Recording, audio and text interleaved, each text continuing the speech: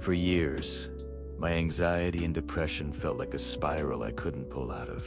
It wasn't just being sad or worried, it was like this heavy, gray blanket was smothering my whole life. The world used to feel bright and full of possibilities, but it had faded to this muffled, black and white movie. I genuinely felt broken, like a machine that was missing a crucial part, and the worst thing was feeling totally powerless to fix it.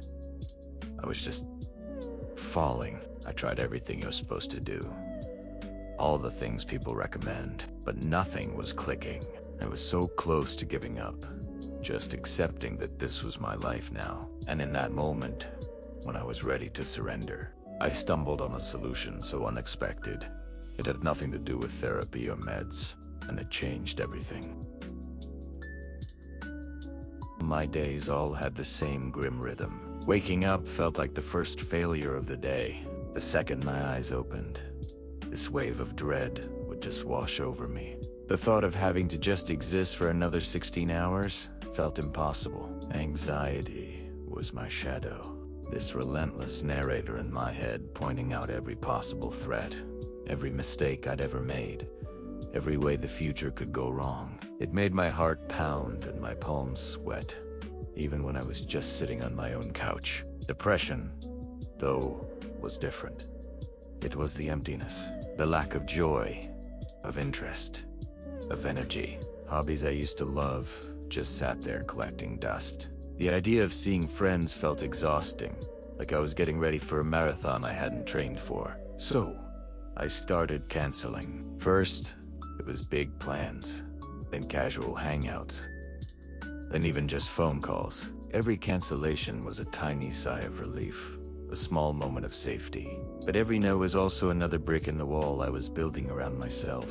That isolation became its own prison. And it's a smart prison, because it makes you think you read the one with the key, that you read choosing to be there because it is safer.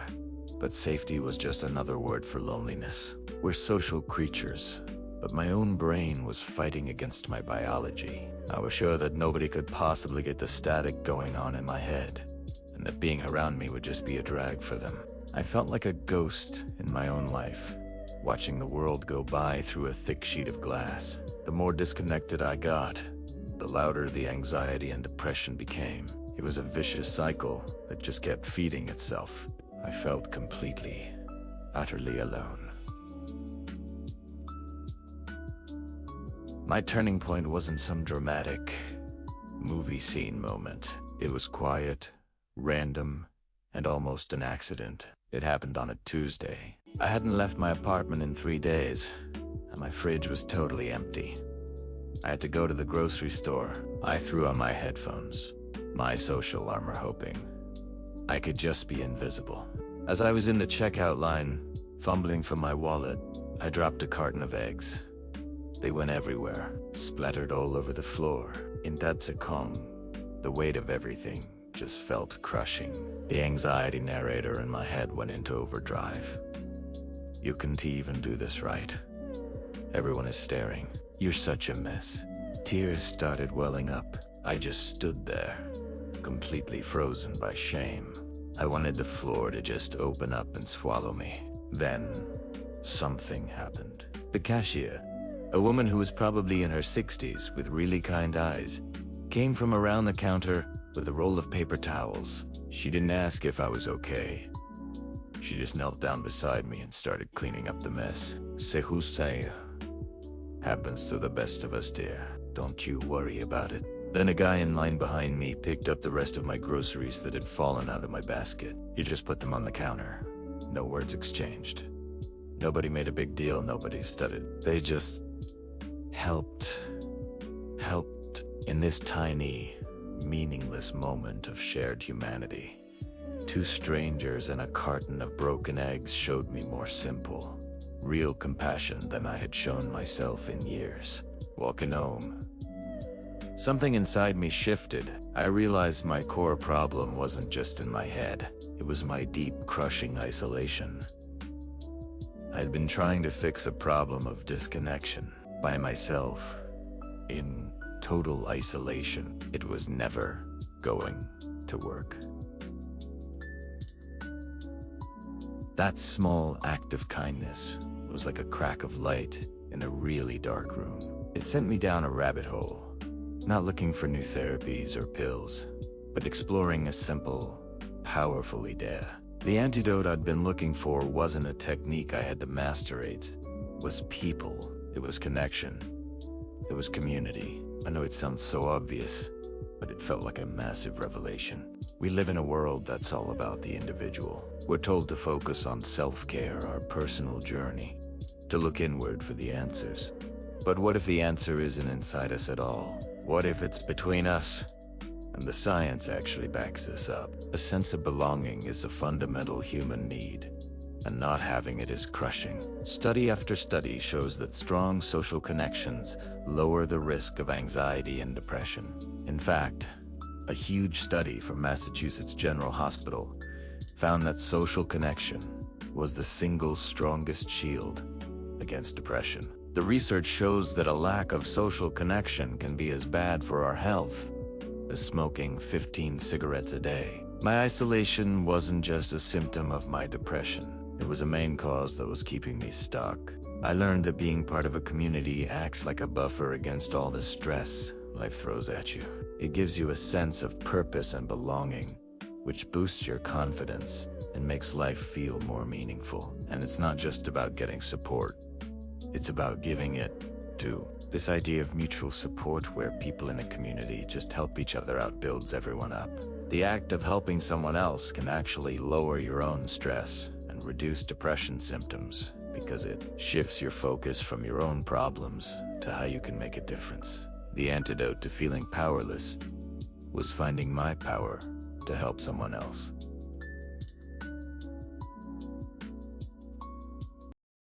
So, how do you actually do this? How do you build community when just the idea of talking to people feels like a nightmare? You don't have to suddenly become a social butterfly. You start small, with things that feel manageable.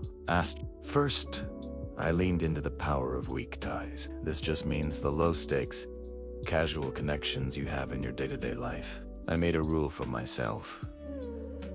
Take one headphone out. I started making eye contact with the barista at the coffee shop and actually saying thank you. I'd ask the cashier how their day was going and really listen to the answer. These tiny interactions might seem like nothing, but they're like social push-ups. They slowly build your confidence for connection without the pressure of trying to make a new best friend. Second, I found my third place. Sociologists have this term for places that aren't your home. First place, or your work's second place. It's neutral ground where you can just exist and connect with people. For me, this was the public library. I started just going there to read. I didn't have to talk to anyone, but I was surrounded by the quiet, calming energy of other people. Eventually, that led me to a volunteer group that met at the library to sort donated books. It was perfect, a shared activity that gave us something to talk about, which took all the pressure off. Joining a local group, a workshop, or volunteering is a game changer. Find something built around an activity you enjoy, a sports club, a community garden. A choir not just around talking. Third, I flipped the script from being a consumer of community to being a contributor. This was the most powerful step for me.